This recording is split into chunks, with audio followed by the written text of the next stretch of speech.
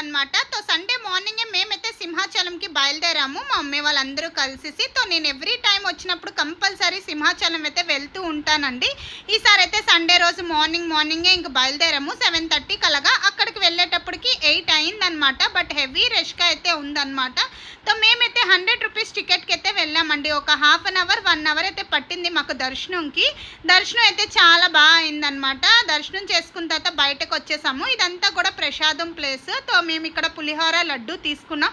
సింహాచలంలో పులిహోర అనేది చాలా ఫేమస్, చాలా బాగుంటుంది కూడా. నాకైతే చాలా ఇష్టం. మరి మీలో ఎంతమందికి ఇష్టమో నాకైతే కమెంట్ చేయండి.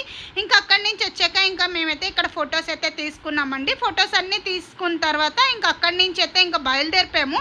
నెక్స్ట్ ఇంకో టెంపుల్కి అయితే వెళ్ళామన్నమాట. నెక్స్ట్ వీడియోలో ఇంకే టెంపుల్కి వెళ్ళాం ఏంటి అనేది అది కూడా నేను పోస్ట్ చేస్తాను. మరి నా వీడియో మీకు నచ్చినట్టయితే లైక్ చేసుకోండి అండ్ సబ్స్క్రైబ్ చేసుకోండి. బాయ్.